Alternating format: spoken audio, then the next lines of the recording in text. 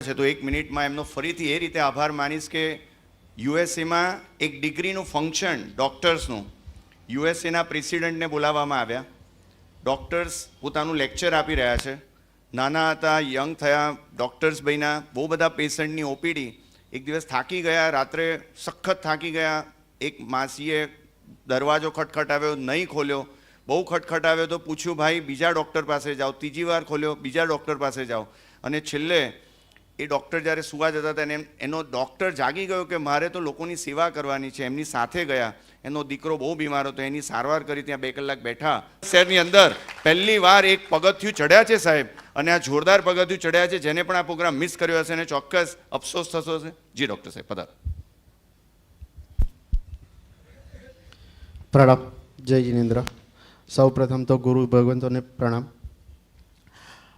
જેમ ભાઈએ કીધું કે ખૂબ જ સારો પ્રોગ્રામ છે, ખૂબ જ સારી રીતે આનું અમલીકરણ થયું છે. હવે જે ટૉપિક છે યુરિક એસિડ. યુરિક એસિડ એટલે ઘણીવાર આપણે એવું કહીએ કે યુરિક એસિડ ગાઉટની તકલીફ છે એટલે મારે પ્રોટીન ખાવાનું બંધ, કઠોળ ખાવાનું બંધ. પણ આ હમણાં સમાજમાં પ્રવર્તમાન ખૂબ જ ખોટી માન્યતા છે. તો આપણે થોડું વિજ્ઞાનની દ્રષ્ટિએ યુરિક એસિડ શું છે તે સમજીએ.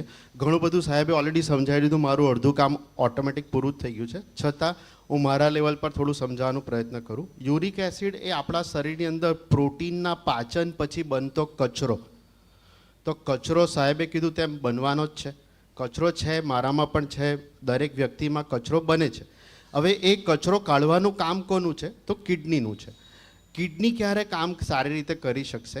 જો આપણે પાણીનો પૂરતા પ્રમાણમાં ઉપયોગ કરીએ છીએ તો પાણી દ્વારા જે યુરિન ફોર્મેશન થાય છે તો યુરિક એસિડ નામનો કચરો શરીર બહાર કાઢવાનું કામ કરે જ છે. હવે જે કારણોસર આપણે પાણી ઓછું વાપરશું, જેમ કે કોઈક વાર આપણે સવારના નીકળ્યા છે, આખો દિવસ માર્કેટમાં ફરીએ છીએ, દિવસમાં સમયની અનુકૂળતા નથી, માર્કેટમાં ફરવામાં પાણીનો ઉપયોગ લગભગ થયો જ નહીં. આખા દિવસમાં કદાચ 3 ગ્લાસ પાણી પીધા, અને બીજા દિવસે સવારે ઉઠીને એમ થાય કે અરે બાપ રે, આ તો કમર જકડાઈ ગઈ. પણ કદાચ જો આપણે મૂળમાં સમજવાનો પ્રયત્ન કરીએ તો આગલા દિવસમાં આપણા આહારમાં થયેલો ઉપયોગ અને પાણીનો ઓછો ઉપયોગ એ યુરિક એસિડ વધવાનું પણ મુખ્ય કારણ કહી શકીએ. તો જ્યારે આપણે આવા કોઈ પણ મોટા તપ લઈએ છીએ ત્યારે પૂરતા પ્રમાણમાં, જ્યારે રાજીવરાય સાહેબે પણ આપણને જાણ કરી કે પાણી પુષ્કળ પ્રમાણમાં વાપરવું. પાણી એ શરીરનો કચરો કાઢવાનું કામ કરશે. એક સાદું ઉદાહરણ સમજીએ તો 1 લીટર તપેલી છે, તેમાં 1 લીટર પાણી ભર્યું છે, એમાં મેં 5 ગ્રામ મીઠું નાખ્યું છે. તો હવે 1 લીટર તપેલી પાણી ભરેલી છે, તેમાં 5 ગ્રામ મીઠું છે. તડકામાં મૂકી હતી, સવારથી સાંજ સુધીમાં લીટરમાંથી થઈ ગઈ અડધી, એટલે બની ગયું 500 ml. હવે એ 500 mlમાં 5 ગ્રામ થઈ ગયું તો ઓટોમેટિકલી પાણીની ખારાશ વધી જશે. તો આપણને થયું મીઠું તો એક્સ્ટ્રા નાખ્યું નથી, છતાં પાણીની ખારાશ કેવી રીતે વધી ગઈ? તો આપણા શરીરમાંથી પણ પરસેવા દ્વારા પાણી બહાર નીકળે છે. એ જે એક્સ્ટ્રા પાણી નીકળી જાય છે, વત્તા આપણે પાણી ઓછું પીએ છીએ તો યુરિક એસિડ કદાચ કશું નથી ખાધું છતાં વધી જાય છે. યુરિક એસિડ છે ને એક સોય જેવું છે, ક્રિસ્ટલ છે પણ તીક્ષ્ણ છે, અને એ સાંધામાં જમા થઈ શકે છે, માંસપેશીમાં જમા થઈ શકે છે, મુખ્યત્વે પગમાં થાય પણ કશે પણ થઈ શકે, કમરમાં, ગરદનમાં, કાનના પડદાની પાછળના હાડકામાં. તો અચાનક કાનનો દુખાવો પણ યુરિક એસિડના કારણેનો હોઈ શકે. તો ઘણી બધી વાર આપણા હાથમાં જ એનું ઉપાય છે, એકદમ સહેલું, એ છે પાણી. પૂરતા પ્રમાણમાં પાણીનો ઉપયોગ આપણે આંબેલ તપ દરમિયાન અને આપણા રોજિંદા જીવનમાં કરવો જોઈએ, જેનાથી આપણે યુરિક એસિડથી બચી શકીએ છીએ. હવે યુરિક એસિડ બને છે પ્રોટીનમાંથી. તો આપણે વિચારીએ કઠોળ ખાઈએ છીએ તો એમાંથી આપણને યુરિક એસિડ બની જાય છે, પણ એ કઠોળ જે પ્રાણીજન્ય પ્રોટીન છે, જે સાહેબે કીધું રેડ મીટનો ઉપયોગ જ્યારે જે લોકો કરતા હોય, આપણે જૈન છે, આપણે નથી વાપરતા, આપણને ખ્યાલ છે, પણ જૈનોમાં આપણે જે વસ્તુ વાપરીએ છીએ પ્યુરિનવાળી ખોરાક. પ્યુરિન એક એવો પદાર્થ છે જે કાજુમાંથી મળે છે. આપણે જે મીઠાઈ ખાઈએ, કાજુ કતરી 2, 3, 4, 5 એક સાથે ખાઈ ગયા. હવે એ જે કાજુ છે એના અંદર મેક્સિમમ પ્યુરિન છે. એ તમારે આખા દિવસ દરમિયાન વપરાયેલા પ્રોટીનમાંથી એ કચરો યુરિક એસિડ એક્સ્ટ્રા બનાવશે. નોર્મલી ધારો કે 1 ગ્રામ બનવું જોઈતું હતું, અને તમે એવો કોઈ ખોરાક લીધો છે જેમાં પ્યુરિન વધારે છે, જેના કારણે એ કચરો એક્સ્ટ્રા બનશે, એટલે નોર્મલ પ્રોસેસને ધક્કો મારીને ડબલ સ્પીડમાં કરી દઈ અને યુરિક એસિડનું પ્રોડક્શન વધારી દઈ. એ વધેલું યુરિક એસિડ સાંધામાં જમા થઈને દુખાવો કરી શકે છે. તો સાહેબે જે કીધું આપણને ફ્લાવરનો ઉપયોગ કરવાનો, જ્યારે આપણે આંબેલ તપ નથી કરતા ત્યારે ખોરાકમાં જે મશરૂમ આપણે નથી વાપરતા, પાલક વાપરીએ, ફ્લાવર વાપરીએ, કોબીજ વાપરીએ, આ બધી વસ્તુઓ પ્યુરિનનો વધારે સોર્સ ધરાવતી ખોરાકની ખાદ્ય પદાર્થ છે, જે ઇનડાયરેક્ટલી યુરિક એસિડનું પ્રોડક્શન વધારે છે. પ્રોટીન ભલે ઓછું વાપર્યું છે પણ ઇનડાયરેક્ટલી યુરિક એસિડનું પ્રોડક્શન વધારે છે. અને જે આપણો નોર્મલ ગુજરાતી ખોરાક છે, મગ, અડદ, વાલ, તુવરની દાળ, આ બધામાં પ્રોટીનનું પ્રમાણ છે અને એમાંથી એટલું બધું યુરિક એસિડ નથી બનતું જેમાં આપણે ડરીએ છીએ અને ખોરાક માટે પ્રોટીન ઘટાડી દઈએ છીએ. પ્રોટીન એ આપણા સ્નાયુઓના હલનચલન માટે અને મજબૂતી માટે ખૂબ જ જરૂરી છે. જો મારું વજન 60 કિલો હોય તો મિનિમમ મને 60 ગ્રામ 1 ગ્રામ પર કેજી મિનિમમ મને 60 ગ્રામ પ્રોટીન રોજનું ખાવું જોઈએ મારું સારું તંદુરસ્ત શરીર રાખવા માટે. તો પ્રોટીનનો ખોરાક એ આપણે આંબીલ તપ દરમિયાન મેક્સિમમ ઉપયોગ કરીએ છીએ. હવે આ જે પ્રોટીન વાપરીએ છીએ સાથે કાર્બોહાઈડ્રેટ વાપરીએ છીએ, પણ આપણે શું નથી વાપરતા? દરેક પ્રકારની વિગઈ, એટલે કે તેલ, ઘી, એ બધી વસ્તુ બંધ થઈ ગઈ છે. આ જે તેલ, ઘી છે ને, એ પણ કચરો બનીને જ્યારે શરીરમાંથી બહાર નીકળે છે તો કિડનીએ એક્સ્ટ્રા ખાધેલો કચરો કાઢે છે, એટલે યુરિક એસિડનો કચરો નથી કાઢતી. હવે આપણે ઘણીવાર એવું વિચારીએ કે આજે મેં એવું તો કંઈ શું પ્રોટીનવાળું ખાધું જ નથી, પણ મેં સવારે છે ને બિસ્કિટ ખાધી, ચામાં બોળીને બિસ્કિટ ખાધી. બિસ્કિટ મેંદાની છે અને એની અંદર આથો છે, ફર્મેન્ટેશન છે, એની અંદર સુગર છે જે હાઈલી સેચ્યુરેટેડ સુગર છે, જે ઇઝીલી પચી જાય છે, ડાયરેક્ટ ગ્લુકોઝ લેવલને સ્પાઇક કરી દે છે. અને આ ખાધેલી બિસ્કિટ પણ યુરિક એસિડ વધારી શકે છે. જે સુગરી, સાહેબે જે કીધા ઠંડા પીણા આપણે જે ખાઈએ, કેન જ્યુસ લઈએ કે ફ્રૂટ જ્યુસ લઈએ, બહારના ઠંડા પીણા પેપ્સી, કોલા, થમ્સઅપ લઈએ, એમાં મેક્સિમમ સુગર છે અને આ સુગર ઇનડાયરેક્ટલી યુરિક એસિડ વધારે છે. તો યુરિક એસિડ આપણા ખોરાકમાં ખાલી પ્રોટીનથી નથી વધતું. આપણે જે ઘણી બધી એવી વસ્તુઓ ખાઈ લઈએ, આપણે વિચારતા પણ નથી. બેકરી આઇટમ જે પણ લઈએ છીએ, બધી બેકરી આઇટમ, કેક કે પેસ્ટ્રી કે જે પણ ખાઈએ છીએ, એ બધું પણ યુરિક એસિડ વધારે છે. આંબીલ તપ દરમિયાન આપણું આ બધું જ બંધ થઈ જાય છે. તો ઓટોમેટિકલી યુરિક એસિડ ઘટે છે, જે આપણને અહીંયા થયેલા પેશન્ટના ચાર્ટ્સમાં પણ દેખાય છે. જેમાં આગળની જે સ્લાઇડ હતી જે કરજો ને પ્લીઝ, બેક, હા, ચાર્ટ. હા, તો યુરિક એસિડ જે લોકોનું વધારે હતું, હવે 6 નંબરમાં સુધાબેન શાહ, 60 વર્ષના એક માજી છે જેમનું 6.88 હતું. યુરિક એસિડ લેવલ 6 થી ઉપર હોય ને ત્યારે અમે કહીએ કે થોડું હાઈ છે. તો એમણે પણ આંબીલ તપના પછી આપણે જ્યારે જોયું તો એ 5.37 થયું, એટલે એ ઘટ્યું છે. તો કઠોળ વાપરવા છતાં, આંબીલની ઓળી કરવા છતાં, આંબીલનું તપ કરવા છતાં એ યુરિક એસિડ ઘટ્યું છે, કેમ કે આપણે એ તપ દરમિયાન પાણી પૂરતા પ્રમાણમાં વાપર્યું છે. ગુરુ ભગવંતની નિશ્રામાં જ્યારે એ કર્યું છે અને એમના અનુસંધાન પ્રમાણે જ્યારે એમણે આપણને કીધું વૈજ્ઞાનિક ધોરણે પણ કે આપણે ક્રિયા કરીએ છીએ, તો આપણું શરીર જે એક્સરસાઇઝ કરે છે, વાપરે છે, ખાય છે, પચાવે છે, તો કચરો ઓછો બને છે અને પાણી વધારે વાપરીએ છે તો યુરિન, કિડની એ બધું કાઢવાનું કામ કરે છે. જેથી યુરિક એસિડ જેટલું આપણે વિચારીએ કે એનાથી વધશે એવું આપણે પ્રેક્ટિકલી જોઈએ છે તો વધતું નથી, જે સાયન્ટિફિકલી પણ પ્રૂવ થાય છે. અને આપણે ઓલરેડી સાહેબના નિશ્રામાં એમણે આગળ જેટલા કરાવ્યા, એમના અનુભવો એમણે જે કીધા, એ બધી વસ્તુ પરથી સમજી શકીએ છીએ કે આંબીલ તપ એ શરીર માટે બધી જ રીતે સારું તપ છે. અને એને જો સારી રીતે સાહેબની નિશ્રામાં આપણે સમજીને જો કરીએ તો 100% એ ફાયદાકારક છે. સાહેબે એમના કોઈક આગળના જે વ્યક્તિનું ઉદાહરણ આપ્યું, એવું મારી પ્રેક્ટિસમાં એક જેન્યુન એક્ઝામ્પલ મને આપવાની ઈચ્છા થઈ કે એક મોટી સ્કૂલ, અહીંયા પાલ અડાજણ એરિયાની મોટી સ્કૂલના ટ્રસ્ટી, જેમનું વજન આશરે 110 કિલોની આસપાસ હતું, અને એમને ઘૂંટણની અચાનક ખૂબ જ તકલીફ થઈ. એક્સરેમાં ઘસારો હતો, MRI કર્યો તેમાં ઘસારો હતો, વજન ઘણું વધારે હતું અને ઓબ્વિયસલી દવાઓ આપવા છતાં એમને ફાયદો ન થાય. છેલ્લે અમે કીધું જો તમે નહીં સાચવશો, કાળજી નહીં રાખશો તો કદાચ આપણે ઓપરેશન તરફ જવું પડશે. એમણે એ વસ્તુને સિરિયસલી લીધી. સિરિયસલી લઈને એમણે કોઈક ફિઝિયોથેરાપિસ્ટ પાસે જઈને, કોઈક ડાયટિશિયન પાસે જઈને ડાયટ ફોલો કરી. પણ જો આપણે થોડુંક વધારે સારી રીતે સમજીએ તો એમણે શું ડાયટ ફોલો કરી? એમણે આંબીલનું ડાયટ લગભગ 3-4 મહિના માટે ફોલો કર્યું અને કદાચ એ આજે પણ એ ફોલો કરતા રહી છે. હમણાં લગભગ 1 વર્ષ પછી મને વચ્ચે મળ્યા ત્યારે એમનું વજન થઈ ગયું હતું લગભગ 80 કિલોની આસપાસ. એટલે 25-1 કિલો વજન ઘટ્યું, આખું શરીરનું બંધારણ ચેન્જ થઈ ગયું અને ઘૂંટણનો મેજર પ્રોબ્લેમ એમનો સોલ્વ થઈ ગયો. એટલે બહાર ઓલરેડી આપણે કોઈ ડૉક્ટર પાસે બતાવવા જઈએ, કોઈ ડાયટિશિયનની એડવાઇસ લઈએ, એ જે સાયન્ટિફિકલી પ્રૂવન ડાયટ જે આપે છે તે જે ઓલરેડી આપણા ગુરુ ભગવાન કે આપણા ભગવાન મહાવીર સ્વામીએ આપણને પહેલેથી જ શાસનમાં આપ્યું છે કે આપણે આપણો ખોરાક સારી રીતે કેવી રીતે વાપરીએ, જે ઓલરેડી શિલ્પેશ ચાપારિયા સાહેબે ઇન્ટરમિટન્ટ ફાસ્ટિંગ માટે આપણને કહ્યું, તો એ આપણા શાસનમાં પહેલેથી હતું. જે સાયન્સ આજે કહે છે કે ઇન્ટરમિટન્ટ ફાસ્ટિંગ કરવું જોઈએ. તો યુરિક એસિડ કે કોઈ પણ પ્રકારના શારીરિક રોગ એ આપણને આવું સારું શાસનમાં અપાયેલું તપ કરતાં રોકી શકતું નથી.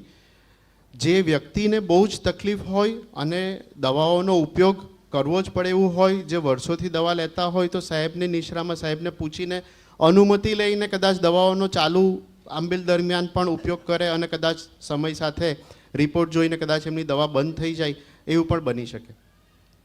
તો પૂરતા પ્રમાણમાં આપણે પાણીનો ઉપયોગ કરીએ.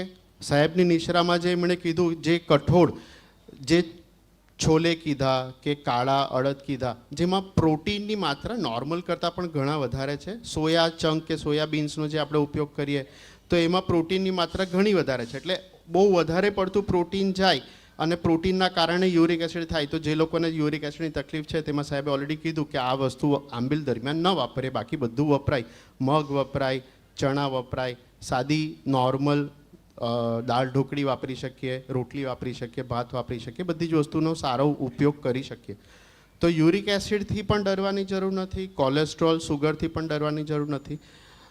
ભગવાન મહાવીરના શાસનમાં એમણે આપેલી જે આપણી પરંપરાગત ખાદ્ય પદ્ધતિ છે એ આપણે ભૂલી ગયા અને એના કારણોસર કદાચ વધારે પડતા રોગો આજે આપણે સમાજમાં પ્રવર્તમાન જોઈએ છે. એક છેલ્લે એક ઉદાહરણ છેલ્લું એક કેવું, કદાચ બધાએ અનુભવ્યું હશે, જે વખતે કોરોના વાયરસ આવ્યો, કોવિડ, તે વખતે આપણે જોયું કે કદાચ બધા રોગો બધા ગાયબ થઈ ગયા, ખાલી કોવિડ જ દેખાય છે. બીજા કોઈ રોગ જ નહીં હતા, કેમ કે લોકો બહાર ખાતા જ નહીં હતા, બહાર જતા જ નહીં હતા. કોઈને ડાયરિયા નહીં થતું હતું, કોઈને હાર્ટ પ્રોબ્લેમ નહીં થતો હતો, કોઈનું ડાયાબિટીસ નહીં વધતું હતું, ઘરમાં જ બનાવતા હતા, ઘરમાં જ રાંધીને જાતે જ ખાતા હતા. આજે એવું થઈ જાય છે કે સમાજમાં દર અઠવાડિયે 2 વાર 4 વાર લોકો બહાર ખાવા જશે, જેમાં ફક્ત મેંદો ખાશે, બહારનું ખરાબ વનસ્પતિજન્ય તેલમાં તળેલી વાનગી ખાશે અને એના કારણે કદાચ પોતાનું હેલ્થ વધારે ખરાબ કરશે. પણ છેલ્લે એક બીજું યાદ આવ્યું. આપણે ઘણી બધી જગ્યાએ દેરાસરમાં જોયું હશે અષ્ટાપદની રચના. અષ્ટાપદની રચનામાં નીચે ગુરુ ભગવંતો, મુનિ, યોગીઓ આપણને અલગ અલગ વ્યાયામ, એક્સરસાઇઝ કરતી મુદ્રામાં દેખાય છે, પહેલા પગથિયા પર, બીજા પગથિયા પર.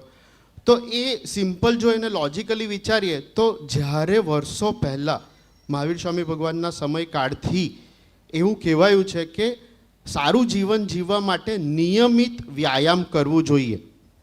આમાંથી આપણે 2 શબ્દ ભૂલી ગયા, એક તો નિયમિત અને બીજો વ્યાયામ. જો કરીએ છીએ તો નિયમિત નથી કરતા અને જો નિયમિત કરીએ છીએ તો વ્યાયામ સિવાય બીજું બધું જ નિયમિત કરીએ છીએ. એટલે એક્સરસાઇઝ એક બેઝિક વસ્તુ છે. આપણા જે જોઈન્ટ્સ છે એ જોઈન્ટ્સનું પ્રોટેક્શન આપણા મસલ્સ કરે છે અને આ મસલ્સ એ પ્રોટીનથી બનેલા છે. એક્સરસાઇઝ કરશું, પ્રોટીનવાળો ખોરાક લેશું, મસલ્સ મજબૂત હશે તો વજન ઝીલવાની કેપેસિટી વધશે. વજન ઘટે છે એ ખૂબ જ સારી વસ્તુ છે, પણ ઘણા કહે છે મારું વજન નથી ઘટતું, તો ઉપાય શું? તો એક્સરસાઇઝ કરવાથી, પ્રોટીનજન્ય ખોરાક લેવાથી એ વજન ઝીલવાની, હાડકાની, માંસપેશીની કેપેસિટી વધે છે. એક બીજું ઉદાહરણ લઈએ તો એક ટૂથપીક છે, પતલી ટૂથપીક છે, એના પર લીંબુ મૂક્યું છે અને બીજી પતલી ટૂથપીક છે, એના પર ટામેટું મૂક્યું છે. તો થોડાક સમય કલાક 2 કલાક પછી જ્યાં ટામેટું મૂક્યું હતું ને તે ટૂથપીક બેન્ડ થઈ ગઈ, કેમ કે એના પર બહુ વજન હતું. ટૂથપીકની કેપેસિટી કરતાં વજન વધારે હતું. હવે મારે ટામેટાને ચેન્જ નહીં કરવું હતું, તો મેં શું કર્યું, 3-4 ટૂથપીક ભેગી કરી રબરથી બાંધી દીધી ને પછી એના પર ટામેટું મૂક્યું. તો ભલે ટામેટાનું વજન સેમ રહ્યું, પણ ટૂથપીક બેન્ડ હવે નથી થતી, હવે સીધી રહી છે. તો વજન ઘટે છે, બહુ સારી વાત છે, પણ જેનું વજન નથી બી ઘટી શકતું ને, એણે યાદ એ રાખવાનું છે કે મારે એક્સરસાઇઝ નથી છોડવાની. એ એક્સરસાઇઝ વજન ઘટવામાં ભલે ફાયદો નથી કરી શકતી, પણ એ હાડકાને અને સાંધાને એટલું મજબૂત બનાવશે કે 4 ટૂથપીક બરાબર એ ટામેટાનું વજન પણ એ ઝીલી શકશે અને સાંધાના ઘસારાથી આપણે ભવિષ્યમાં બચી શકશું. અને આંબેલ જેવા તપમાં વજન પણ ઘટે છે, પ્રોટીન પણ જાય છે, પાણીનો પણ આપણે સારો ઉપયોગ કરીએ. આપણે ઉપાશ્રયમાં વ્યાખ્યાન સાંભળવા માટે આવીએ, આપણું રોજિંદું કામ કરીએ, સાથે સાથે ચાલવાનું રાખીએ, એક્સરસાઇઝ કરીએ, તો ઓવરઓલ આપણી હેલ્થ ઇમ્પ્રૂવ થવાની છે. એટલું આપણે ચોક્કસપણે જોઈ પણ શકીએ છીએ અને ગુરુ ભગવતની નિશ્રામાં એ સમજી પણ શકીએ છીએ. આભાર. Thank you. જય ગુરુ.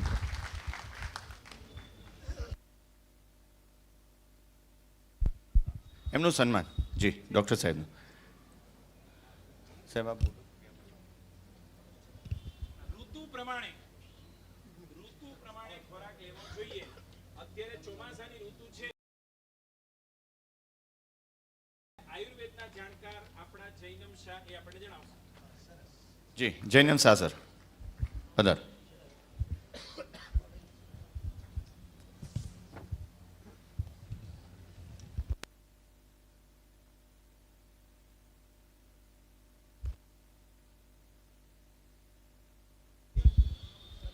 હાલો, ચતુર્વિધ સંઘને પ્રણામ. આજે હું આયુર્વેદમાં કોઈપણ પ્રકારના તપનું શું મહત્ત્વ છે એના વિશે આપણને થોડુંક જણાવીશ. સાહેબજીના માર્ગદર્શન અનુસાર આ ચાતુર્માસમાં આંબીલ, એકાશણું, બેસણું, ઉપવાસ દરેક પ્રકારના તપ થવાના છે. ભૂતકાળમાં સાહેબજીના ચાતુર્માસમાં જે પણ તપ થયા એમના જેમ અમે ડૉક્ટર લોકો પહેલાં કોઈપણ પેશન્ટની ટ્રીટમેન્ટ કરતાં પહેલાં જે રિપોર્ટ કરાવીએ અને સારું થયા પછી પાછી ટ્રીટમેન્ટના રિપોર્ટ અમે કરાવતા હોઈએ છીએ, તો એ પ્રમાણે સાહેબજીએ પણ ઘણો બધો ડેટા એકઠો કર્યો છે અને એ જોતાં પણ ઘણા બધાને પ્રેરણા થઈ હશે કે મારે પણ આંબીલ કરવા છે, મારે પણ મારા છોકરાઓને એકાશણું કરાવવું છે, મારે પણ મારા છોકરાઓને બિયાસણું કરાવવું છે. અત્યારે વર્ષા ઋતુનો સમય છે, તો આયુર્વેદમાં ટોટલ આપણી 6 ઋતુઓ હોય છે. 6 ઋતુમાં અત્યારે વર્ષા ઋતુ ચાલુ થઈ. વર્ષા ઋતુમાં એની આહાર અને એનો વિહાર એમાં જણાવેલું છે કે લંઘન કરવું. લંઘન એટલે ઓછો હલકો ખોરાક ખાવો, ઉપવાસ કરવો, ક્યારેક જમવાનું છોડી દેવું. આ બધું શેના માટે? કેમ કે વર્ષા ઋતુ દરમિયાન આપણી પાચક અગ્નિ મંદ થતી હોય છે. પાચક અગ્નિ મંદ થાય એટલે એમાં આપણે ભારે ખોરાક ખાઈએ તો એ પચે નહીં. એટલા માટે તમે જોયું તો ચાતુર્માસ ચાલુ થાય એટલે આપણે કંઈક ને કંઈક તપ કરતા હોય છે. આપણે ખાલી તપની રીતે જોઈએ છે, પણ ભગવાને આપણને આ તપ ખાલી ચાતુર્માસમાં જ કેમ, સાહેબજી પણ પ્રેરણા કરે છે. કોઈ સાહેબજી તમે લગભગ જોયું નહીં હોય કે શિયાળામાં આવીને તમને વર્ધમાન તપનો પાયો નંખાવશે. મોટા ભાગે જોઈએ તો આપણે તપની આપણને પ્રેરણા ચાતુર્માસ દરમિયાન જ થાય અને તમને ઈચ્છા પણ થાય. સુરતમાં જોઈએ તો અત્યારે તો ચાતુર્માસ દરમિયાન લોકો ઘણો બધો દરેકના ઘરે નાના મોટા બધા જ તપ કરતા હોય છે. તો આ ઋતુમાં તપ કરવાથી ફાયદો પણ શું થાય છે કે આપણી અગ્નિ મંદ હોય તો મંદ અગ્નિમાં જો તમે 3 ટાઈમ ખાશો તો એ બરાબર પચશે નહીં. એટલે અત્યારે જમવાનું એકાદ ટાઈમ સ્કીપ કરો, 2 ટાઈમ સ્કીપ કરો, ક્યારેક એક દિવસ ન પણ ખાઓ, જેમ કે મોટી તિથિ આવતી હોય તો ત્યારે જમવાનું સ્કીપ પણ કરી દો તમે, તો ઋતુજન્ય જે રોગો થવાના હોય એ તમને થશે નહીં. અમને આયુર્વેદનો પણ મુખ્ય હેતુ એ છે કે સ્વસ્થસ્ય સ્વાસ્થ્ય રક્ષણમ આતુરસ્ય વિકાર પ્રશમનમ છે. પહેલાં કીધું છે કે જે વ્યક્તિ સ્વસ્થ છે, તમે સ્વસ્થ છો તો તમારું સ્વાસ્થ્ય ન બગડે એનું પહેલાં તમે પેશન્ટને સમજાવો. પછી આતુર રહેશે વિકાર પ્રશમનમ છે, એટલે કે તમે જે જેને રોગ થયો છે એની ટ્રીટમેન્ટ તમે પછી કરો. પહેલાં તમે જે વ્યક્તિ સ્વસ્થ છે એનું સ્વાસ્થ્ય ન બગડે તો એને ઋતુ અનુસાર ખાવાનું, ઋતુ અનુસાર પીવાનું, દરેક વસ્તુ તમે સમજાવો. આપણામાં એક નાનો તપ આપણે રોજ પણ કરી શકીએ એવું એક ચોવ્યાર શાસનમાં આપણને એક અદ્ભુત આપણી ભેટ ગણી શકીએ કે એવી રીતે એ આપણને બતાવેલું છે. જો આપણે એક ચોવ્યાર પણ કરીએ તો સાંજે 7 વાગ્યાથી લઈને બીજા દિવસે 8 વાગે નવકારસી આવે ત્યાં સુધી આપણો 13 કલાકનો એક ફાસ્ટિંગ ટાઈમ થઈ જાય. અને એ 13 કલાકમાં આપણા શરીરમાં તમે જોશો તો તમે ચોવ્યાર કરશો તો બીજા દિવસે નવકારસીમાં બરાબર ભૂખ લાગશે તમને. અને તમે રાત્રે 9-10 વાગે ખાધેલું હશે તો બીજા દિવસે નવકારસીમાં કદાચ તમને કલાક આમ તેમ બી થશે ને તો ચાલશે. અને ચોવ્યાર કરેલા છે તો એ લોકોને પહેલાં જ નવકારસીના ટાઈમે જ કંઈક જોઈશે. સાહેબજી પોતે લોજિકલ છે તો આપણે દરેક વસ્તુ લોજિકલી આપણે સમજવાની છે કે ચોવ્યાર આપણને કેમ કીધા, કેમ આપણને આંબિલ તપ કીધો, કેમ આપણને એકાશનું કીધું, કેમ આપણને બિયાશનું કીધું. તો આયુર્વેદ શાસ્ત્ર મુખ્ય પાચક અગ્નિ પર કામ કરે છે કે કોઈ પણ હું ગમે તેટલી દવા આપીશ, જો એની પાચક અગ્નિ સારી નહીં હોય તો એ દવાને પ્રોપર પાચન નહીં કરી શકે. ગમે તેટલા તમે બદામ કાજુ ખવડાવશો, ગમે તેટલું પ્રોટીન લેશો, પણ તમારી અગ્નિ જ સારી નહીં હોય તો એ તમને શરીરમાં એનું આઉટપુટ નહીં આપી શકે. એટલે આપણી અગ્નિને ઘણી સાચવીને રાખવા જેવી છે. જેમ ગેસનો સ્ટવ ચાલુ હોય તો એની ઉપર મૂકેલું ખોરાક બરાબર પચી જશે, એવી રીતે સૂર્યાસ્ત થાય ત્યારે આપણી પાચક અગ્નિ બંધ થઈ જતી હોય છે અને સૂર્ય ઉગે ત્યારે એ અગ્નિ પાછી ચાલુ થતી હોય છે. તો એમાં તમે જે પણ ખોરાક ખાશો તો એ વ્યવસ્થિત પચશે. અને સૂર્યાસ્ત પછી જે પણ ખાશો એ બરાબર પચશે નહીં. અને નહીં પચે એટલે શું થશે, આગળ જતાં તમને કોલેસ્ટ્રોલ, ડાયાબિટીસ, સુગર, કંઈક ને કંઈક નાની મોટી બીમારીમાં તમને જકડશે. એટલે આપણી અગ્નિને ઘણી સાચવીને રાખવા જેવી છે. બીજું, આપણા જીવનના 4 હેતુ હોય છે: ધર્મ, અર્થ, કામ અને મોક્ષ. આ ચારેય વસ્તુની પ્રાપ્તિ માટે આપણે આપણું આરોગ્ય, એમ શ્લોક છે કે ધર્માર્થ કામ મોક્ષાણમ આરોગ્યમ મૂલમુત્તમમ. એટલે ધર્મ, અર્થ, કામ અને મોક્ષ આપણા જીવનના 4 ધ્યેય છે. પહેલો ધર્મ કરવો, બીજું અર્થ એટલે પૈસા કમાવવા, આપણું કાર્ય કરવું, કામ, અને ચોથો ધ્યેય, છેલ્લો ધ્યેય આપણો મોક્ષનો હોવો જોઈએ. આપણે જે પણ કરતા હોઈએ એનો છેલ્લું ચોથું પગથિયું એ જ હોવું જોઈએ કે આપણી મોક્ષ પ્રાપ્તિ હોવી જોઈએ. અને આ વસ્તુ જૈન ધર્મમાં ઘણું સારી રીતે સમજાવેલું છે. એટલે આંબિલ, એકાશનું, બિયાશનું એ ફક્ત ખાલી આપણા શરીર માટે નથી, એ આપણા આત્મા માટે પણ છે અને આપણા શરીરનું કલ્યાણ બંને જૈન ધર્મમાં સારી રીતે સમજાવેલું છે. એટલે તમારા બાળકોને પણ સાહેબજીના માર્ગદર્શન અનુસાર જે એકાશના બિયાશનાની સ્કીમ છે, મોટા વડીલો હોય કે 15 થી 55 વર્ષના, 60 વર્ષના, 70 વર્ષ સુધીના દરેક વ્યક્તિઓ જે પણ જેમની ભાવના હોય એ આંબિલ તપમાં પણ જોડાય. અને તમારી અગ્નિ સારી હશે તો જ તમે સારી રીતે આગળ વધી શકશો. અગ્નિ બગડશે તો દરેક વસ્તુ તમારું મનમાં ઈચ્છા હશે કે મારે આ કાર્ય કરવું છે, પણ તમારું શરીર જ સાથ નહીં આપે તો તમે એ વસ્તુમાં આગળ વધી નહીં શકો.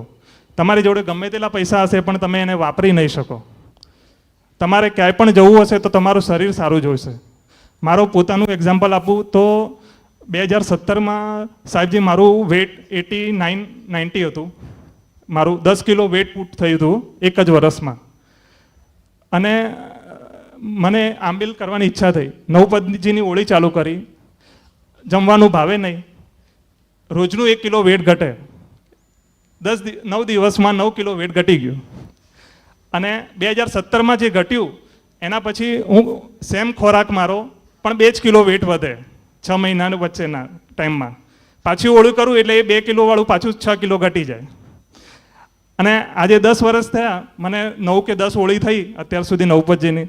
તો એ અત્યારે મારું વેટ એ જે 10 કિલો ઘટેલું હતું એ ઘટેલું ને ઘટેલું જ રહ્યું છે. એ પાછું વધ્યું નથી ત્યાં. એટલે આંબિલનો આ પ્રભાવ છે. એટલે જૈન ધર્મ ખાલી તમારા આત્મા માટે નથી કે આંબિલ ધર્મ માટે કરવાનું છે, એના માટે નથી. દરેક વસ્તુ આપણને લોજિકલી બતાવેલી છે. જેમ કે શાશ્વતી ઓળી આવે છે, આસો મહિનામાં અને ચૈત્ર મહિનામાં 2 મહિનામાં આપણી હોળી આવતી હોય છે. કેમ ફાગણ મહિનામાં જેમ કે વર્ષા ઋતુમાં હોળી નહીં આવી? કેમ કે આસો મહિનો એ આપણે ચોમાસામાંથી શિયાળા તરફ શિફ્ટ થતા હોય એટલે એ ઋતુ સંધિનો કાળ કહેવાય. એ મહિનામાં ભગવાને હોળી ફિટ કરી છે આપણા માટે. બીજી ચૈત્ર મહિનાની હોળી, તો એ શિયાળામાંથી તમે ઉનાળા તરફ શિફ્ટ થતા હોય એટલે એ ઋતુ સંધિનો કાળ કહેવાય. એટલે એ કાળમાં હું મારા અનુભવથી આ જણાવું છું. બાકી સાહેબજીની આજ્ઞા વિરુદ્ધ કંઈ પણ બોલાય તો મિચ્છામિ દુક્કડમ. પણ એ ટાઈમમાં હોળી કરવાથી ઋતુજન્ય જે રોગો હોય ને એ તમને નહીં થાય. સમજ્યા તમે? એટલે આસો અને ચૈત્ર મહિનાની હોળી હું મારા અનુભવથી જોઉં તો હું જૈન ધર્મનો છું એટલે મને ખબર છે કે આસો અને ચૈત્ર મહિનાની હોળી એ પરફેક્ટ ઋતુ સંધિનો કાળ હોય. એ કાળમાં જે તમને કાળજનક જે રોગો થવાના હોય તે વસ્તુ આ વસ્તુથી નહીં થાય હોળી કરવાથી. અને આંબીલમાં જેમ કે કઠોળ આપણે ખાઈએ તો કઠોળનો ગુણ વાયુ કરનાર હોય. આપણે સમજીએ કે પંચમહાભૂત આપણા શરીર આપણું બનેલું છે, એમાંથી વાયુ ગુણ એ કઠોળમાં હોય એટલે આપણે હલકો ખોરાક પડશે. અને વર્ષા ઋતુમાં તમે હલકો ખોરાક ખાશો તો તમારું પાચન શક્તિ પણ સારી રહેશે. અને ઋતુજન્ય જે રોગો તમને જેમ કે અત્યારે તાવ, કફ, ખાંસી, ડેન્ગ્યુ, મલેરિયા દરેક પ્રકારના રોગો થતા હોય, મોટાભાગે કોલેસ્ટ્રોલ લોકોમાં જોવા મળતું હોય, તો એ બધું તમે આંબીલનો તપ કરવાથી ઘણું સારું એનામાં ઇમ્પ્રુવમેન્ટ લાવી શકશો. એનું સાહેબજી પાસે ઘણો બધો ડેટા પણ છે અને અહીંયા પણ એ વસ્તુ એ ચમત્કાર જોવા મળશે. જીને આપણે એવું કંઈ પણ બોલાવ્યું. જી પધારો. ડૉક્ટર જૈનમ શાના હુમાન માટે તુષારભાઈ, ભરતભાઈ. જી ગુરુદેવ હવે આપ.